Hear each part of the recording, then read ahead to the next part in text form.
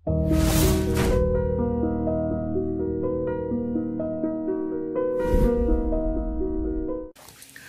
ప్రయాణంలో చాలామంది మీకు లైన్ వేసి రాయేసి మిస్బిహేవ్ చేసి దీన్ని రకరకాలుగా మన తెలుగు ఇండస్ట్రీలో తెలుగు పదజాలం రకరకాల కనెక్టేషన్స్ ఉన్నాయి. ఇది లైన్ వేయడం, సైట్ కొట్టడం, రాయేయడం, ఇంకా గోకడం రకరకాలుగా అంటారు.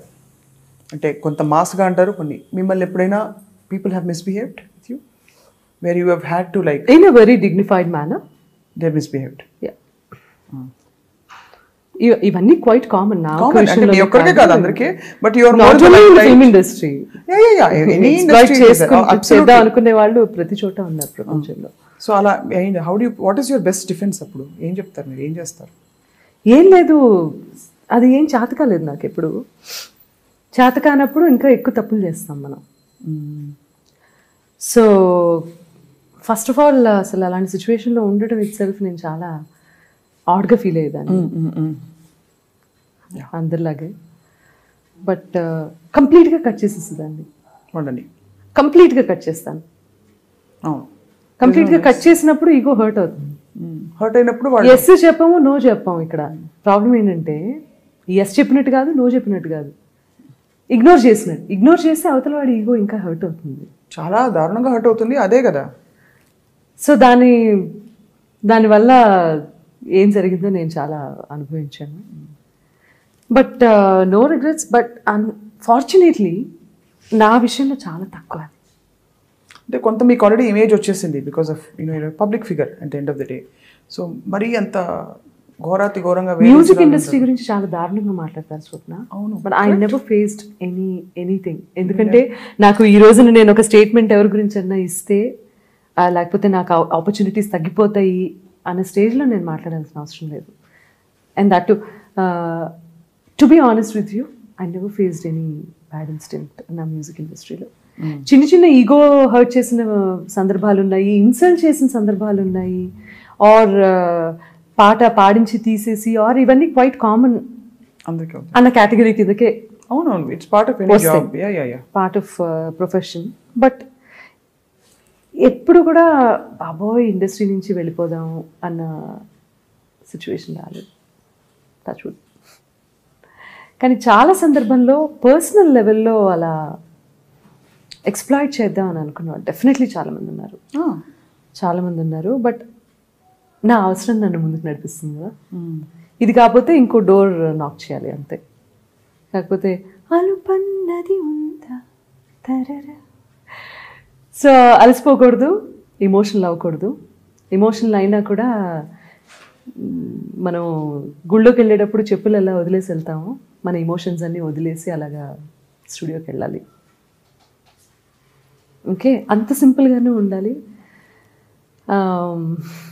అన్ఫార్చునేట్లీ అలాంటి సందర్భాలు చాలానే వచ్చాయి. బట్ అది ఓవర్కమ్ అయ్యాను.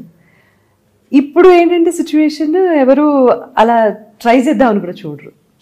Because of the image or because of what I am today. Yeah, they don't even touch. You've reached a certain. కొంచెం బాధగా ఉంటుంది. ఇవన్నీ లేకపోతే ఎవరన్నా సరే ఉండి, అంటే నాకు ఎవరన్నా పక్కన ఉండి నడిపించే కాన్సెప్ట్ మీద నమ్మకం పోయింది. అంటే వాళ్ళు ఉంటారు లేదో తెలియదు, ఉన్నా సరిగ్గా ఉంటారు లేదో తెలియదు, ఏది శాశ్వతం కాదన్న విషయం మాత్రం బాగా అర్థమైంది. థింగ్ ఈజ్ ఇప్పుడు ఉన్న మనుషులు మనతో లైఫ్ లాంగ్ ట్రావెల్ చేస్తారా అన్న నమ్మకం లేదు నాకు. అండ్ ఒక వ్యక్తి ప్రేమిస్తే ఆ ప్రేమ శాశ్వతంగా ఉంటుందా అన్న నమ్మకం లేదు నాకు. ఇవన్నీ ఏమిటంటారు? Is it evolution or is it ఏమంటారు, ఒక విధమైన ఇది నక్షత్ర బలం లేకపోతే గ్రహ బలం అంటారా, జాతకాలు అంటారా, స్వయంకృత అపరాధాలు అంటారా? అంటే కొంతమందికి న్యాచురల్లీ బాగా 10 కాలాల పాటు నడుస్తూ ప్రేమించుకుంటూ ఉన్న దంపతులు ఉంటున్నారు. బట్ ఇలా కూడా ఇవి స్వానుభవాలు. వీటిని దంపతులు మాత్రమే కానవసరం లేదు స్వప్న. ఇటువంటి love is not only between wife and husband కదా. ఫ్రెండ్స్ అవ్వచ్చు, లేకపోతే కలీగ్స్ అవ్వచ్చు, లేకపోతే ఎవరైనా కావచ్చు. ఎవరు శాశ్వతం కాదంటారా? ఏది శాశ్వతం కాదు అని స్ట్రాంగ్గా మనం ఫేస్ చేసే సిచ్యువేషన్స్ బట్టి అనుకోవాల్సి వస్తుంది. మరి అనుకుంటాను.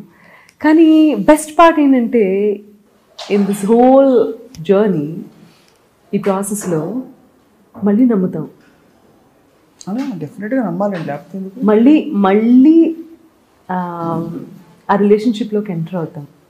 ఎనీథింగ్, అది ఒక ప్రియురాలు కాదు, ఒక వైఫ్ అండ్ హస్బెండ్ కాదు, అమ్మ నమ్మకం కాకుండా ఎనీ అదర్ రిలేషన్షిప్. మళ్ళీ ఫ్రెండ్షిప్ చేస్తాము, మళ్ళీ హర్ట్ అవుతాము, మళ్ళీ హ్యాపీగా ఫీల్ అవుతాం. ఇదంతే ఒక సైకిల్ అనిపిస్తుంది నాకు. ఐ డోంట్ నో, అంటే మేబీ అది ఎప్పుడైతే యాక్సెప్ట్ చేసేసామో నథింగ్ ఈజ్ పర్మనెంట్ అని, అప్పటి నుంచి ఆటోమేటిక్గా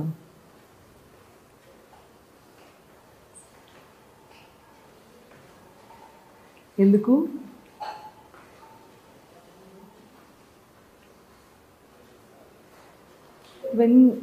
when you talk about the life, it happens అంతే.